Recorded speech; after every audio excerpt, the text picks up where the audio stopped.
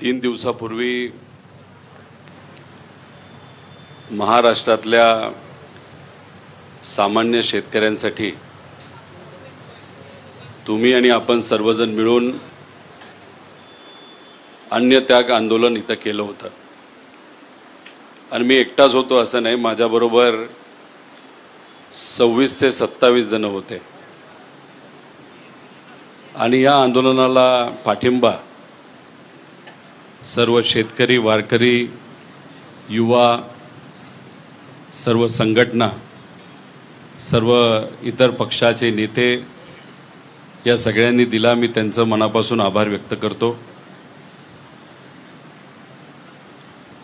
महाराष्ट्राचे ज्येष्ठ नेते, मंत्री महाजन साहेब या ठिकाणी आलेले आहेत सरकारच्या वतीने आमच्या सर्वांशी संवाद साधण्यासाठी। मी महाजन साहेबांना एकतर सरकारच्या वतीने मी त्यांचं अभिनंदन केलं याच्यासाठी की या कर्जमाफी योजनेला पुण्यश्लोक अहिल्यादेवी होळकरांचं नाव दिलं। मी ज्या मतदारसंघामधून येतो मला अभिमान आहे, आदर आहे। एक सेवक म्हणून मी त्या मतदारसंघाचं काम करतो आणि त्याच मतदारसंघामध्ये पुण्यश्लोक अहिल्यादेवी होळकरांचा जन्म झाला होता। हा जो जी.आर. पुण्यश्लोक अहिल्यादेवी होळकरांच्या नावाने सरकारने काढला तो जी.आर. महत्त्वाचा आहे। कर्जमाफी दिली त्यासाठी सुद्धा मी सरकारचे अभिनंदन करतो। फक्त या जी.आर. मध्ये काही अशा अटी आहेत ज्याच्यामुळे अनेक शेतकऱ्यांना या कर्जमाफीचा लाभ मिळणार नाही, नाहीतर कमी मिळू शकतो। त्यातली एक अट अशी आहे की 2019ची जी कर्जमाफी झाली महात्मा फुलेंच्या नावाली, त्या योजनेमध्ये ज्या ज्या शेतकऱ्यांनी लाभ घेतला अशा शेतकऱ्यांना आत्ताच्या या योजनेमध्ये 50,000 रुपयाची मर्यादा ही घालून दिलेली आहे। त्यामुळे आमचं विनंती आहे, कारण त्या योजनेतून 44 लाख शेतकऱ्यांनी त्या योजनेचा लाभ घेतला होता आणि आम्ही अंदाज जो काढलेला आहे 36 लाख शेतकऱ्यांवर अन्याय होऊ शकतो। त्यांना 50,000 रुपये हे मिळू शकतील, पण आपल्या सगळ्यांची अपेक्षा आहे की या सर्व शेतकऱ्यांना 2 लाखापर्यंतचा लाभ झाला पाहिजे। आणि OTS जी योजना आहे, याच पुण्यश्लोक अहिल्यादेवी होळकरांची ही जी योजना या सरकारने काढली त्याच्यामध्ये OTSचा जो मुद्दा आहे, समजा कोणाचं 2 लाख जे कर्ज आहे ते थकीत असेल तर त्याला 1.5 लाख भरावे लागतील, मग 50,000 मिळणार। 3 लाख थकीत असतील तर 2.5 लाख भरायचे, मग 50,000 मिळणार। आम्ही सरकारला तुमच्या सगळ्यांच्या वतीने विनंती केलेली आहे की 2 लाख वर हे तुम्ही लिमिट घेऊन जावा। 2019ची अट तुम्ही काढा, 50,000 रुपयाची अट काढा आणि सरसकट त्या सर्व शेतकऱ्यांचं ज्यांचं तिथं कर्ज हे प्रलंबित आहे तर त्या लोकांना तिथं 2 लाखाची मदत झाली पाहिजे। समजा कोणाची तरी 1 लाखाचं कर्ज थकीत असेल तर त्याला 1 लाख भरायचे पण लागणार नाही, कारण ते 2 लाखच्या अंतर्गत येणार। कोणाचं 1.5 लाख असेल तर 1.5 लाख, मग त्याला 1 रुपयासुद्धा भरायची काही जरूरत नाही। समजा 2 लाखाच्या पुढे असेल तर मग जो काही फरक असेल तो भरला चालून जाईल आणि सरकारकडनं 2 लाखची मदत केली जाईल। त्यातून 36 लाख शेतकऱ्यांना याचा फायदा होईल। याच्याचबरोबर जे रेग्युलर शेतकरी आहेत त्यांना सरकारने 50,000 रुपये देण्याचं ठरवलेलं आहे। आमची विनंती आहे सरकारला की हे जे लिमिट आहे 50,000चं ते थोडंसं वाढवून घ्यावं। आणि याच्यातच आपण जर बघितलं तर त्यांनी एक अट टाकली आहे कंटिन्युअसली, म्हणजे सातत्याने 2 वर्ष या शेतकऱ्यांचं जे कर्ज आहे ते रेग्युलर पाहिजे। आणि त्यात दुसरी अट अशी आहे की 25-26 आणि 26-27, 26-27 हे वर्ष संपलेलं नाही, म्हणजे आपल्या शेतकऱ्यांना वर्षभर थांबावं लागणार आहे या योजनेचा लाभ घ्यायला। त्यामुळे सरकारला महाजन साहेबांच्या माध्यमातून आपण विनंती केलेली आहे ही अटसुद्धा काढण्यात यावी, जेणेकरून अधिकचे 14 लाख शेतकऱ्यांना याचा फायदा होणार आहे। त्यामुळे या 2 प्रमुख आपल्या मागण्या आहेत ज्या सरकारसमोर या योजनेच्या अंतर्गत आपण ठेवलेल्या आहेत। एवढ्या महान व्यक्तीचं नाव ज्यांनी शेती विषयामध्ये महिला सबलीकरणामध्ये खूप मोठं कार्य केलं, असं पुण्यश्लोक अहिल्यादेवी होळकरांचं नाव या योजनेला दिलं असेल आणि याच्यात जर अशा अटी असतील ज्याच्यामुळे बहुतांश शेतकऱ्यावर अन्याय होणार असेल, तर मला असं वाटतं की कुठंतरी तिथं मोठ्या महामानवाचं पुण्यश्लोक अहिल्यादेवी होळकराचा अवमान होऊ शकतं. त्यामुळे कृपा करून ही अट या योजनेतून काढण्यात यावी अशी विनंती त्यांना केलेली आहे. याच्याचबरोबर आम्ही महाजन साहेबांना म्हणजे सरकारला अशी एक विनंती या पत्राच्या मदतीने केलेली आहे की येणारं वर्ष आपल्या सर्वांसाठी अतिशय कठीण आहे. सरकारच सांगतंय आणि आपल्याला सुद्धा माहिती आहे की यंदा पाऊस कमी पडणार आहे. पाऊस जर कमी पडणार असेल तर मग आपल्या शेतामध्ये येत्या काळामध्ये काही पिकणार नाही आणि जे काही ऊस नाही तर कुठलंही पीक असेल ते सुद्धा कदाचित जळून जाऊ शकतं. म्हणजे शेतकरी अजून अडचणीत येणार आहे. त्यामुळे ही योजना लागू करणं आपल्या सर्वांसाठी आणि ते सुद्धा हे अटी काढून हे महत्त्वाचं आहेच. पण त्याच्याचबरोबर मधल्या काळात आणि यांच्याच सरकारली 2024च्या इलेक्शनच्या आधी आपण बघितलं असेल तर ₹1 विमा काढला होता. त्याच्यात 4 ट्रिगर होते, पण नंतर हा विमा कॅन्सल झाला. ते 4 ट्रिगर काढण्यात आले, त्याच्यामुळे शेतकऱ्यावर अन्याय झाला. त्यामुळे सरकारला विनंती करतो की जी योजना तुम्हीच आणली होती जी बंद झालेली, परत एकदा या काळामध्ये ती आणावी. म्हणजे या दुष्काळी काळामध्ये आमच्या शेतकऱ्याला तिथं फायदा होऊ शकतो अशी एक मागणी इथं करतो.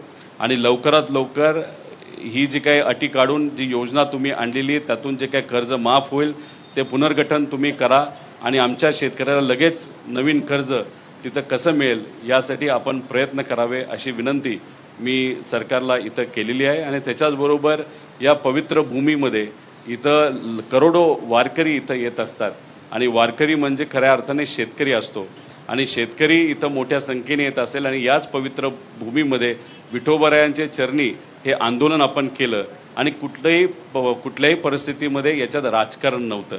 कुठेही आपण आपल्या पक्षाचे चिन्ह वापरले नाही. जो कोणी इथं मान्यवर आला त्यांनी ओपन न बोलवता त्या ठिकाणी पाठिंबा दिला शेतकऱ्यांच्यासाठी. त्यामुळे अराजकीय आंदोलन इथं झालं, त्यासाठी महाजन साहेब इथं आले. त्यामुळे मला विश्वास आहे या पवित्र भूमीमध्ये हे आंदोलन होत असल्यामुळे या अन्यायकारक अटी या येत्या काळामध्ये सरकार हे नक्कीच त्या ठिकाणी काढेल. कारण का आपल्या सर्वांनाच माहिती आहे की पुढच्या महिन्यामध्ये इथं मोठ्या प्रमाणात वारी आणि सगळेच लोक वारी इथं मोठ्या प्रमाणात लोक येतील. मुख्यमंत्री साहेबांना सुद्धा इथं पहिली पूजा करण्यासाठी यावं लागतं, दरवर्षी यावं लागतं आणि त्या आषाढीच्या दिवशी. त्यामुळे लोकांचा आशीर्वाद हा नक्कीच नेत्यांना तिथं लाभेलच. त्यामुळे मी विनंती करतो आपल्या सर्वांच्या वतीने हे पत्र त्यांनी स्वीकारावं आणि याच्यातच त्यांनी तिथं त्यांचं मनोगतसुद्धा व्यक्त व्हावं. त्याच्याचबरोबर आम्ही सरकारला एक विनंती केलेली आहे की रविकांत तुपकर हे शेतकरी नेते बुलढाण्याला उद्यापासून बसत आहेत. त्यामुळे शेतकरी नेते आहेत. त्यामुळे सरकारला विनंती करतो आमच्याकडे यायला तुम्हाला 3 दिवस लागले, त्यांच्यापाशी 3 दिवस न लावता उद्या नाही तर परवाच त्यांना तिथं भेटावं, त्यांना त्यांच्या मागण्या समजून घ्याव्या. त्यांनीसुद्धा अन्य त्याग आंदोलनच केलेलं आहे. म्हणजे आम्ही जो विषय घेतला तोच त्यांनी विषय घेतलेला आहे. त्यामुळे संवेदनशील भूमिकेतून त्यांचाही मुद्दा समजून घेऊन त्यांनाही तिथं न्याय मिळावं, म्हणजे शेतकऱ्यांना न्याय मिळावा अशी आम्ही विनंती करतो. आणि अजून एक जे आम्ही आत्ता चर्चा करत होतो, येण्यापूर्वीसुद्धा महाजन साहेबांची आमची चर्चा झाली होती. साहेबांचं मत आलं की सरकार पॉझिटिव्ह आहे, सरकार शेतकऱ्याला न्याय देण्याचा विचार करत आहे आणि नक्कीच हे ज्या काही अटी आहेत त्या अटीमध्ये आपल्याला काय करता येईल हे कमिटीकडे आपल्याला जावं लागेल. आणि मग फोनवर ही चर्चा झाल्यानंतर आज ते इथं आले, आत्ता इथं आले आणि आत्ता त्यांनी तीच गोष्ट सांगितली. माझ्यासमोर तुमच्यासमोर मुख्यमंत्री साहेबांशी सुद्धा त्यांचं संभाषण झालेलं आहे. ते काय झालं हे स्वतः त्या ठिकाणी आपल्या सर्वांना सांगतील. पण आम्ही त्यांना विनंती एवढीच केलेली आहे की जेव्हा केव्हा मुख्यमंत्री साहेब या विषयाच्या बाबतीत आणि पॉझिटिव्हली सकारात्मक शेतकऱ्याच्या बाजूली आमच्या ज्या मागण्या त्या मान्य करून निर्णय घेण्यासाठी जी काही समिती आपल्याला करावी लागेल, समितीपेक्षा जे काही तिथं शिष्टमंडळ हे असेल त्याच्यामध्ये आम्ही शेतकऱ्याची मुलं असलो तरी आमच्यापेक्षा असे अनेक लोक आहेत जे अनुभवी शेतकरी विषयाच्या बाबतीत. त्यात राजू शेट्टी साहेब जे इथं आले होते, त्याच्याबरोबर अजित नवले साहेब इथं येऊन गेले होते. रविकांतजी तुपकर उद्या आंदोलन करत आहेत. जयंतजी पाटील शेकापचे ते इथं येऊन गेले. शशिकांतजी शिंदेसाहेब असतील व तसंच हर्षवर्धन सपकाळ जे उद्या इथं आपल्याला भेटण्यासाठी येणार आहेत, अशा सर्व नेत्यांना घेऊन आम्ही मुख्यमंत्री साहेबांच्या वेळेनुसार आमच्या या शेतकऱ्यांच्या वतीने या सगळ्या मागण्या तिथं आम्ही मांडणार आहोत, ती विनंती करणार आहोत आणि ह्या सगळ्या गोष्टी आम्ही महाजन साहेबांसमोर इथं मांडलेल्या आहेत, बोललेल्या आहेत. ते आपल्या सर्वांना इथं नक्कीच संबोधित करतील. फक्त महाजन साहेबांना एकच खंत व्यक्त करायची आहे की आम्ही इथं शेतकऱ्याचं आंदोलन करत असताना बऱ्याच नेत्यांनी आमच्याबद्दल काय बरंच काय बोलून गेले. म्हणजे सोन्याचा चमचा. माझं म्हणणं आहे की कुठल्या परिवारामध्ये जन्मायचं हे कोणाच्याच हातात नसतं. ज्या परिवारामध्ये मी जन्मलो त्याचा अभिमान हा मला आहेच. पण विषय एवढाच आहे की ठीक आहे, सोन्याचा चमचा घेऊन मी जन्मलो असलो, खरी गोष्ट सांगायला गेलो तर माझं काय संघर्ष आहे हा वेगळाच आहे.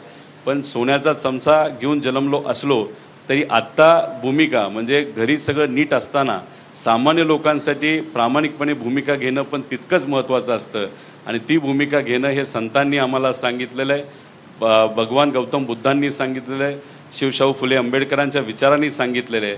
आणि त्याच अनुषंगाने एका मोठ्या परिवारातला असलो तरी सामान्य शेतकऱ्यांसाठी एक आंदोलन इथं आम्ही प्रामाणिकपणे करत होतो आणि तेच आंदोलन इथं केलं आणि आमचा आवाज हा तुमच्यापर्यंत त्या ठिकाणी पोचला असेलच. आणि कदाचित राजकीय दृष्टिकोनातून या आंदोलनाकडे बघितलं असल्यामुळे तुम्हीसुद्धा आमच्याबद्दल काहीतरी बोलला असावात. पण माझं एवढंच मत आहे की जेव्हा तुम्ही एका पदावर असता त्या पदाचा मान ठेवला पाहिजे, कारण त्या पदाच्या माध्यमातून तुम्ही सामान्य लोकांना न्याय देऊ शकता आणि ते तुम्ही द्याल ह्या मागण्या बघून असा विश्वास आहे मुख्यमंत्री साहेबसुद्धा देतील. त्यामुळे जे काय तुम्ही मला बोलला असाल ते व्यक्तिगत आहे असं मी समजून बाजूला सरकवतो. त्या वादामध्ये गरिबाचं नुकसान होऊन आम्ही देणार नाही. त्यामुळे आपण ही भूमिका मांडावी आणि त्या ठिकाणी सरकारकडनं आपण काय करणार आहात हे आमच्या शेतकऱ्याला तिथं सांगावं अशी विनंती करतो. धन्यवाद. रामकृष्ण.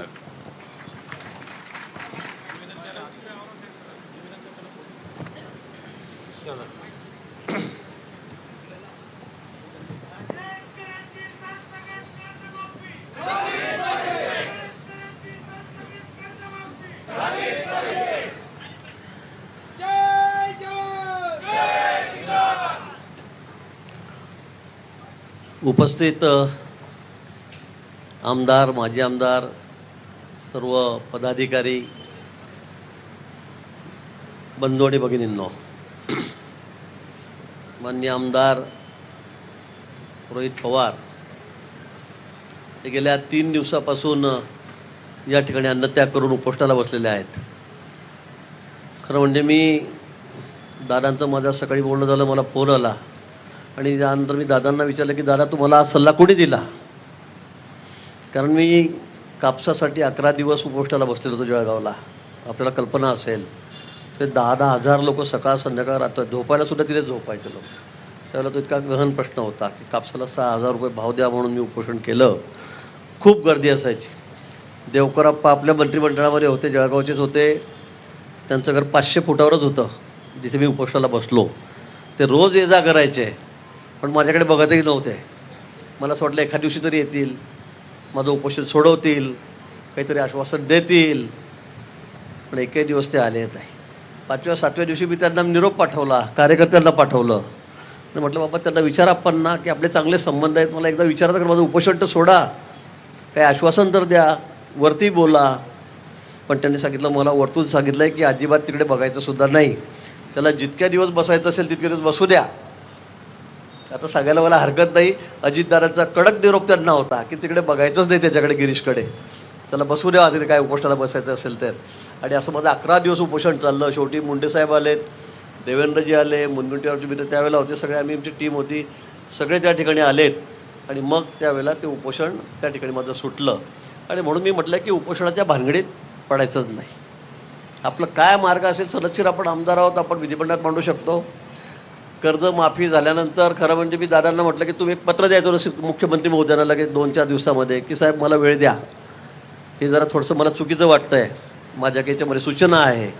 आपण सांगितलं असतं साहेबांनी वेळ दिला असता, म्हणजे उपोषणाची वेळ आपल्यावर आली नसती आणि यातून मार्ग लवकर निघाला असता. पण आपण तसं न करता इतर उपोषणाचा मार्ग स्वीकारला. ठीक आहे, तर आपल्याला वाटलं आपण त्या ठिकाणी बसलेला आहात. पण आता या संदर्भामध्ये काहीतरी मार्ग निघाला पाहिजे.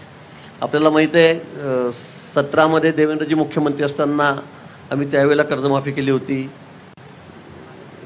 नंतर यावेळेला तर मागणी नसताना खरं म्हणजे निवडणूकही नव्हती. आता 4-6 महिने झाल्या निवडणुका, महापालिकेच्या झाल्या, नगरपालिकेच्या झाल्या, विधानसभेच्या आता वर्ष 1.5 वर्ष झालेले आहेत, लोकसभेच्या झाल्या.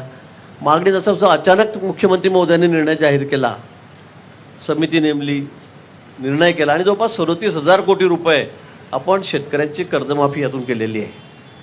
मोठी रक्कम आहे. ठीक आहे, आपलं काही त्या बाबतीत वेगळं म्हणणं असेल आम्ही समजू शकतो, पण याच्यामध्ये मित्राचे CEO प्रवीण परदेशी यांच्या अध्यक्षतेखाली 5-6 सगळे सेक्रेटरी आहेत प्रमुख खात्यांचे, त्या समितीत होते. त्या समितीने 2 महिने अभ्यास केला आणि त्यातून सगळे हे निकष लावून ही सगळी कर्जमाफी या ठिकाणी केलेली आहे. आणि हा आकडा जवळपास 37,000 कोटी रुपयापर्यंत येतो आहे. 37,000 रुपयापर्यंत, 37,000 कोटीपर्यंत. आणि मग हा निर्णय या ठिकाणी झालेला आहे. पण दादांना असं वाटतं की यात सुधारणा झाली पाहिजे. मुख्यमंत्री महोदयांनाही सकाळी कानावर टाकला. आपण म्हटलं आपल्या मागण्या काय, मग मला ते नेमके त्या सांगा. त्या आल्यावर मी मुख्यमंत्री महोदयांशी त्या ठिकाणी बोललो. म्हणजे ठीक आहे, या बाबतीमध्ये समिती आहे, त्यांच्यापुढे त्यांनी लेखी स्वरूपात जर दिलं तर चर्चा होऊ शकते, सकारात्मक निर्णय होऊ शकतो. पण त्या ठिकाणी आपल्याला चर्चा करावी लागेल, आपल्याला बसावं लागेल. इथे बसून असा तडकाफडकी निर्णय होणार नाही की झालं दिलं, असं होणार नाही. शासन आपल्याला कल्पना आहे अतिशय सकारात्मक आहे शेतकऱ्यांच्या बाबतीमध्ये. ज्या वेळेला नैसर्गिक काही क्लायमेटी आल्यात, आपत्ती आल्यात, त्यावेळेला प्रत्येक वेळेला मग कांदा उत्पादक शेतकरी असो, ते द्राक्ष बागायतदार असो, का त्या ठिकाणी केळी उत्पादक असो, का ऊसावाले, सगळ्यांना शासन या ठिकाणी मदत करत आहे. आता अवेळी पाऊस पडतोय, अवेळी गारपीट पडते, अवेळी वादळ सुटतंय, निसर्गाचं सगळं चित्र बदललेलं आहे आणि त्यामुळे नुकसानही खूप मोठं आहे. अतिवृष्टी अशी होते की सगळे शेतं वाहून गेलेत. त्यावेळेला सुद्धा शासनाने कुठे याकरता हात घेतलेला नाही. सरळ हाताने मदत कधी नव्हती इतक्या वर्षात, तेवढी आम्ही या ठिकाणी केलेली आहे. पण आता शेतकरी अडचणीत आहे, ही वस्तुस्थिती आहे आणि म्हणून शासनानेही हा निर्णय घेतलेला आहे. पण या उपरही आपल्याला असं वाटत असेल की यात काही सुधारणा झाली पाहिजे की त्यामुळे शेतकऱ्याचा अधिक फायदा होईल, तर या बाबतीत मला असं वाटतं की आपण मुंबईला यावं. 22 पासून अधिवेशन आहे. आपल्या म्हणण्याप्रमाणे मी सांगेल की आपण अधिवेशनाच्या आधी या ठिकाणी बैठक घेऊ. त्या जे CEO आहेत मित्राचे प्रवीण परदेशी त्यांना बोलवू, सेक्रेटरी आहेत सगळे, त्यातले जे सदस्य आहेत मेंबर त्यांना आपण त्या ठिकाणी बोलवू, आपण त्यांच्याशी चर्चा करू. आपली त्याची भूमिका समजून सांगा. CM साहेबांनी सांगितलं आहे मला 22 तारखेच्या आत या ठिकाणी आपण बैठक घेऊ आणि याच्यावर काय असेल, जे योग्य असेल तो तोडगा निश्चित याच्यामध्ये काढू, सकारात्मक निर्णय या ठिकाणी करू, असं CM साहेबही मला म्हणलेले आहेत. आपण पटवून द्या की बुवा असं केल्याने असं होईल, तसं केल्याने तसं होईल, कारण एक खूप चर्चा करून हा निर्णय झालेला आहे. पण तरीही आपल्याला वाटत असेल तर मला वाटतं आपण 22च्या आधी अधिवेशन सुरू होणार आहे, तर 22च्या आधी आपण याच्यामध्ये बसून या ठिकाणी चर्चा करू. शेवटी CM साहेब जो निर्णय घेतील तो आपल्या सगळ्यांना मान्य असेल आणि यातून मला वाटतं मार्ग निघेल. उपोषणाला बसून अजून 5 दिवस बसले, 7 दिवस बसले, 8 दिवस बसले, असा मार्ग निघणार नाही. तब्येतीला आपण जपलं पाहिजे, कारण आपल्याला माहिती आहे उपोषण करून काय काय त्याचे परिणाम होतात ते मी भोगलेले आहे. त्यामुळे मलाही वाटतं की आता आपण फार जास्त वेळ या ठिकाणी न बसता आपण आज उपोषण सोडावं. आपल्यासमोरच मी या ठिकाणी चर्चाही केलेली आहे आणि त्यामुळे 22 तारखेच्या त्या संदर्भामध्ये आपण एक सविस्तर बैठक घेऊ आणि त्यामध्ये काय असेल तो योग्य निर्णय करू. आणि म्हणून माझी आपल्याला या निमित्ताने विनंती आहे की आपण आता उपोषण सोडावं.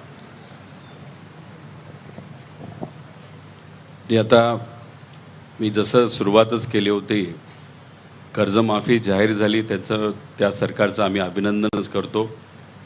आकडा 36-37 हजार जो आहे कोटी, तोही योग्यच आहे. फक्त या 2 अटी असल्यामुळे खरी कर्जमाफी ही कुठेतरी 13,000 कोटीपर्यंत जाऊ शकते. त्यामुळे या 2 अटी काढल्या तर 37,000 कोटी रुपये जे सरकारने मान्य केलेलं आहे की द्यायचं आहे, त्याच्यामध्ये आपल्या सर्व शेतकऱ्यांना न्याय मिळू शकतो, अशी आमची भूमिका आहे. मला फक्त सगळ्या शेतकरी बांधवांना एवढंच विचारायचं आहे खरं, कारण का तुम्ही आणि माझे सगळे माझ्याबरोबर बसलेले जे सर्व इथे असणारे आंदोलन करणारे 26-27 जण आहेत, की बघा हे आंदोलन कुठे राजकीय नव्हतं. इथं आपण शेतकऱ्यासाठी बसलो होतो आणि शेवटी निर्णय हा सरकारकडे असतो. मुख्यमंत्री साहेबांशी आत्ता पण बोलणं झालं, काल कृषी मंत्री साहेब दोनदा बोलले, महाजन साहेब सकाळी बोलले, आत्ता आपल्यासमोर तुमच्या माझ्यासमोर मुख्यमंत्री साहेबांचं बोलणं झालं आहे. राजकीय दृष्टिकोनातून याला अजून ओढायचं असेल तर कदाचित काही राजकीय विश्लेषक आम्हाला सांगतील की चला अजून ओढा, पण मला असं वाटतं की याच्यात जर फाटलं तर शेतकऱ्याचं नुकसान होईल.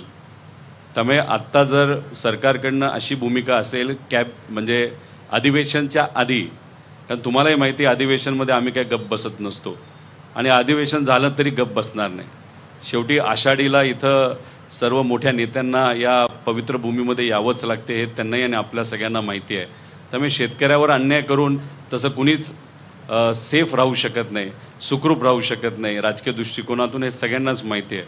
त्यामुळे मी आपल्या सर्वांना विचारतो की जर मुख्यमंत्री साहेब म्हणत असतील अधिवेशनाच्या आधी आपण बसूया, चर्चा करूया, जे कोणी आपल्या कमिटीमध्ये नाहीतर आपल्या बरोबर चर्चेसाठी येणार आहेत त्यांच्याबरोबर आम्ही चर्चा करू. परदेशी साहेब जे त्या कमिटीचे प्रमुख आहे, ज्यांनी हा निर्णय घेतला आहे GRचा, ते तिथं असतील, सेक्रेटरी तिथं असतील आणि हे अधिवेशनच्या आधी होते. मग मला असं वाटतं की नक्कीच याच्यातून काहीतरी नाही म्हणजे आम्ही तिथं भांडणारच आहे की हे दोन्ही अटी तिथं काढल्याच गेल्या पाहिजे. आणि तुम्हाला माहिती आहे आम्ही भांडायला लागलो तर रस्त्यावर सुद्धा भांडतो आणि अधिवेशनामध्ये सुद्धा भांडतो. मग सरकारने हे जे प्रपोजल दिलेलं आहे आता, कारण 30 तारखेपर्यंत ते कर्जमाफी इम्प्लिमेंट करणार आहे, म्हणजे ते लागू करणार आहेत, कारवाई होणार आहे. त्यामुळे 30 जूनपर्यंत ते लागूच करणार असतील, त्याच्या आधी ही बैठक होईल. त्यामुळे हे जे काही बदल आहेत आपलं 30 जूनच्या आधी तिथं आपल्याला बदल करता येतील आणि 22च्या आधीच आपली बैठक होणार आहे. त्यामुळे सरकारला आग्रह करतो की काही झालं तरी तुम्ही आमच्या मागण्या मान्य करा, शेतकऱ्याच्या वतीने आम्ही विनंती करतोय. आणि मी इथं असणाऱ्या सर्व शेतकऱ्यांना आणि आंदोलनकर्त्यांना विनंती करतो, नाही तर मी त्यांना विचारतो की जर सरकार या बाबतीत मीटिंग घ्यायला तयार असेल आणि अजून थोडासा वेळ आपल्याकडे असेल तर मग आपण चर्चेला मुख्यमंत्री साहेबांकडे जायचं का?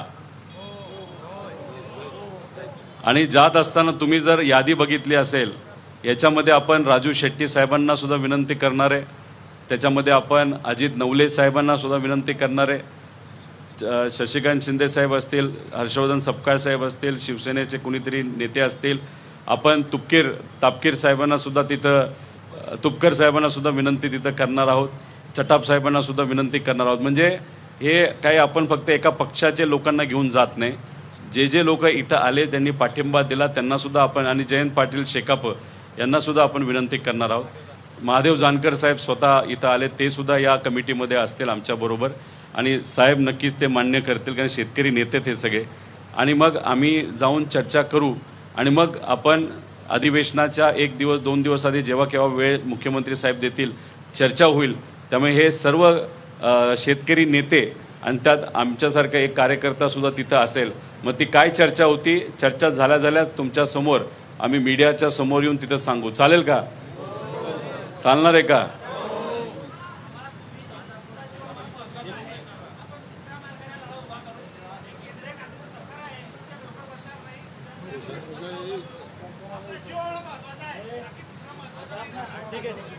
हा बघा, 30 तारखेची तारीख ही आपल्याला सरकारली तशी दिलेली आहे. 22च्या आधी ते बैठकीला तयार आहेत, बैठक होईल. आणि मी तुम्हाला सांगतो, जर सरकारला या योजनेचा कुठंच लाभ होणार नसेल राजकीय दृष्टिकोनातून सुद्धा आणि सामाजिक दृष्टिकोनातून सुद्धा, कारण का जर 36 लाख शेतकरी 55 लाख शेतकऱ्यांपैकी बाजूला राहत असतील, नाही तर त्यांना 2 लाखाऐवजी 50,000 मिळणार असेल तर हे सरकारला सुद्धा परवडणारं नाही. सरकार नक्कीच मान्य करतील. आणि पुण्यश्लोक अहिल्यादेवी होळकरांचं नाव या योजनेला दिलेलं आहे. त्यामुळे एवढं मोठं नाव असेल तर या 2 छोट्या अटी हे ठेवणार नाही असा मला विश्वास आहे. आणि विठोबारायाच्या या पवित्र भूमीमध्ये साहेब येऊन इथं आपल्याला विनंती करतायत तर ती तिथं मान्य करावी असं मला वाटतं. आणि जर ह्याच्यामध्ये गडबड झाली तर मग 4 जुलैला 4 नाही ते आषाढी तर आहेच पण ते वेगळा विषय, पण 4 जुलैला मग एक आपण मराठवाड्यामध्ये एक आंदोलन शेतकऱ्याच्या वतीने नक्कीच तिथं घेऊ, एवढं मात्र या ठिकाणी आपल्या सर्वांना मी सांगतो. आणि इथं साहेब आले त्यांचे मी आभार व्यक्त करतो. माझ्याबरोबर विकासभाऊ लवांडे सुद्धा आणि इतरही सर्व मान्यवर हे उपोषणाला होते. त्यामुळे मला असं वाटतं की महाजन साहेबांनी त्यांचं मत व्यक्त केलेलं आहे, मुख्यमंत्री साहेबांनी मत व्यक्त केलेलं आहे, आपली बैठक ठरलेली आहे, मागण्या तुमच्या सर्वांच्या समोर आहेत आणि उगाच एक राजकारण आणून अजून लांबून फाटून आमच्या शेतकऱ्याचं नुकसान होऊ नये अशी आमच्या सगळ्यांची भूमिका आहे. आणि तुपकर साहेब उद्या बसतायत, त्यांना सुद्धा सरकार जाऊन बोलणार आहे, भेटणार आहे आणि त्यांचंही नाव कमिटीमध्ये आपण घेतलेलं आहे. ते सुद्धा आमच्याबरोबर हे मुंबईला CM साहेबांना भेटायला येतील. त्यामुळे मी विकासभाऊ लवांडे यांना विनंती करतो की आपण साहेबांचे आभार व्यक्त करावे, सरकारचे आभार व्यक्त करावे.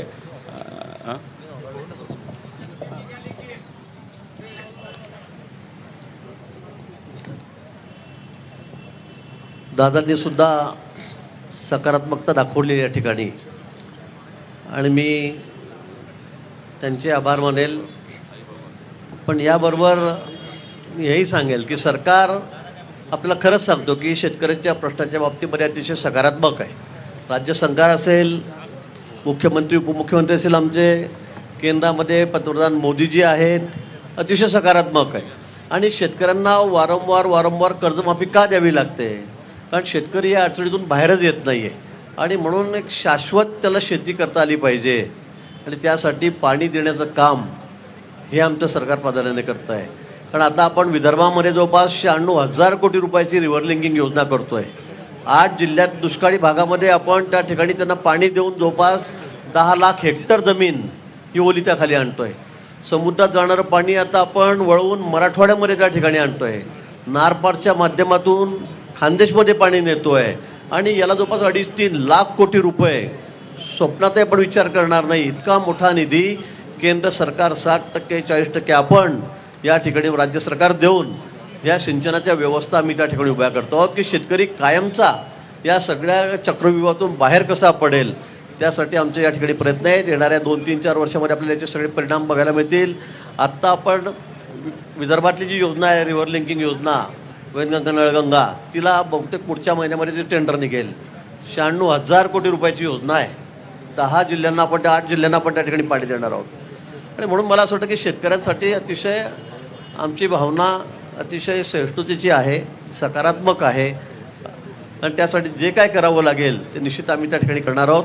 आपण आमच्या विनंतीला मान या ठिकाणी दिला, आपण उपोषण सोडलं त्याबद्दल आपले या ठिकाणी आभार व्यक्त करतो.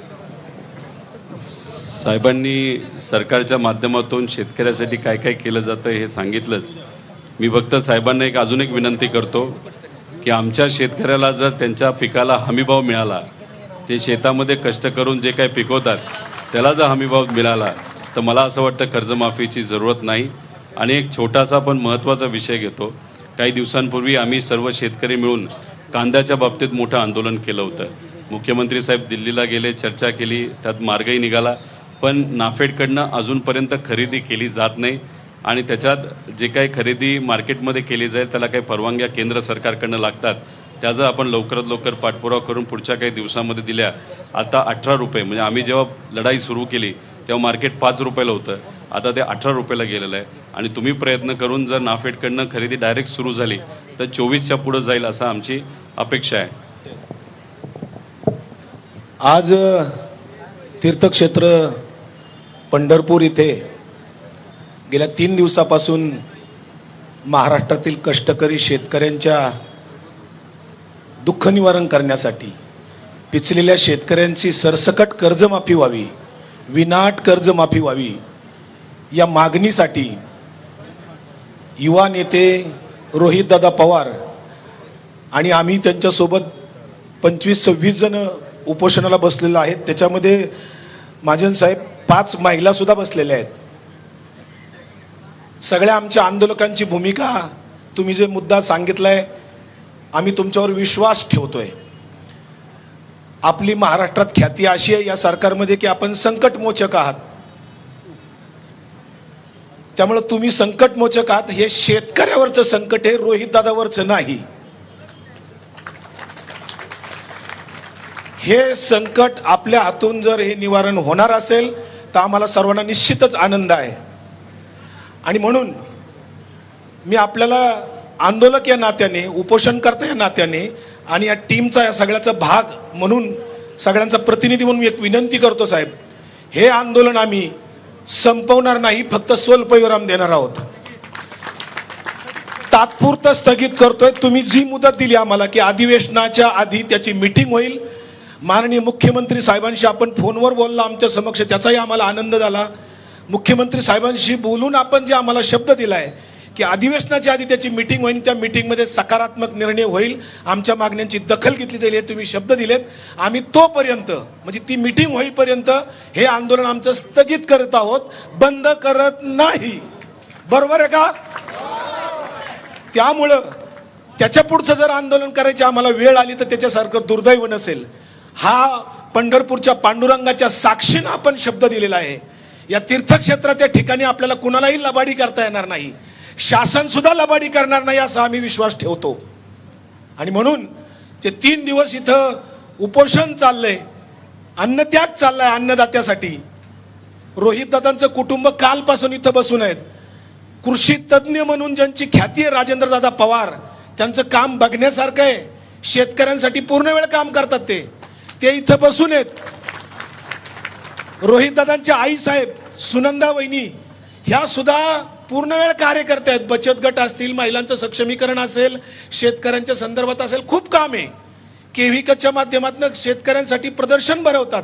म्हणजे शेतकऱ्यांच्या उन्नतीसाठी, शेतकऱ्यांच्या जीवनामध्ये काही ना काही बदल व्हावा म्हणून आदरणीय शरद पवार साहेबांच्या मार्गदर्शनाखाली हे कुटुंब कायम काम करतंय. त्याला 50-55 वर्ष झाली. काही जण लोक म्हणले, मी 2 मिनिटं वेळ घेतो साहेब, नाईलाज आहे, राहत नाही मनातल्या भावना बोलल्या पाहिजे तुमच्या साक्षीनं. फार वेदना झाल्या हो साहेब. काही लोक आपल्या जवळचे आम्हाला जेव्हा म्हणतात की काहीतरी टीकात्मक बोलतात तेव्हा वाईट वाटलं. या कुटुंबाने रोहितदादांचे 3 आजोबा पद्मविभूषण ठरलेले आहेत. आप्पासाहेब पवार रोहितदादांचे आजोबा हे कृषीतज्ञ होते. फार मोठं व्यक्तिमत्व, त्यांचा वारसा लाभलेला आहे. त्यामुळे रोहितदादांना शेतकऱ्यांचे प्रश्न समजतात, हे प्रश्न समजतात, संवेदना आहेत म्हणून त्यांनी हा निर्णय घेतला होता. आम्ही सगळे त्यांच्या सोबत आहोत. महाराष्ट्रातले आज पाठिंबा दिलेले सगळे लोकांचे आम्ही आभार मानतो. आणि मी सुनंदा वहिनी आणि राजूदादांना विनंती करतो, रोहितदादांचे वडील आणि महाजन साहेब आपण आणि एक ज्येष्ठ माता या ठिकाणी आहेत, पंढरपूरचे एक वारकरी माता आहेत इथल्या, त्या आणि राजूदादा आणि सुनंदा वहिनींना विनंती करतो की आपण रोहितदादांना इथे उपोषण त्यांचा अन्नत्याग सोडवण्यासाठी यावं. आणि रोहितदादा, आम्ही तुम्हाला सगळ्यांनाच मिळून विनंती करतो, आपण हे अन्नत्याग थांबवावं.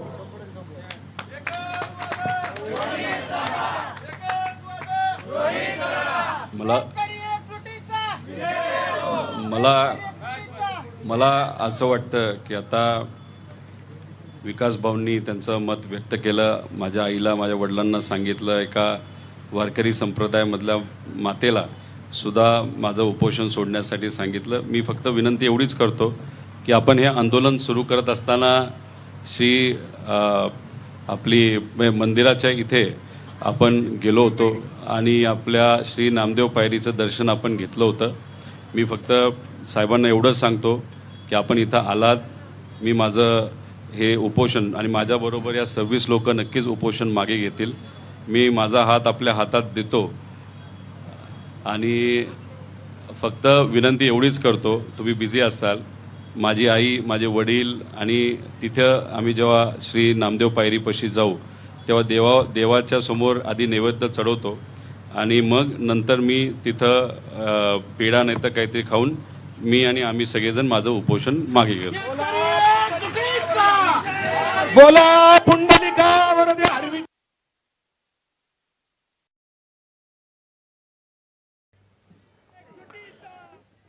त्याकडची मोठी अपडेट आहे. रोहित पवार यांनी आपलं आंदोलन स्थगित केलेलं आहे. 3 दिवसांनी आंदोलन मागे घेण्यात आलंय. 22 तारखेआधी सरसकट कर्जमाफी संदर्भात राज्य सरकारसोबत एक बैठक घेण्यात येईल. मुख्यमंत्री आणि त्यामध्ये शिष्टमंडळ असेल, प्रतिनिधी असतील, ज्यामध्ये चर्चा होईल.